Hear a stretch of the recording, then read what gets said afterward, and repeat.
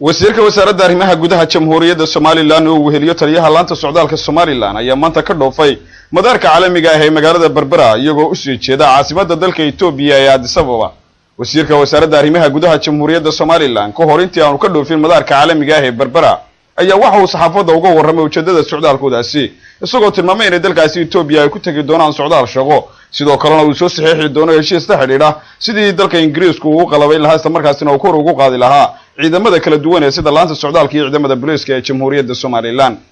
wasiirku arrimahaasi ka hadlayay hadaladiisii waxa ka mid ahaa waxaanu tageynaa Itoobiya safar howleed oo ku saabsan laba qodob. qodobka koowaad waxa weeye waxaan soo saxiixi doonaa heshiis afgarad oo dawladda Ingiriisku ku maalgelinayso ciidanka laanta socdaalka tababar iyo tayeyn iyo qalabaynba. kaasi waa qodobka labaad waxa weeye waxaanu saraakiil ciidanka ka tirsan dawladda Ingiriiska ka wada hadlaynaa iyo safaaradda Addis Ababa dawladda Ingiriiska ku leedahay sii wadida iyo taageerada ay ciidanka booliska siiso especially unitiyada muddada uu qaadan doono safarkiina waa masaxiix insha Allah aad u maasanta.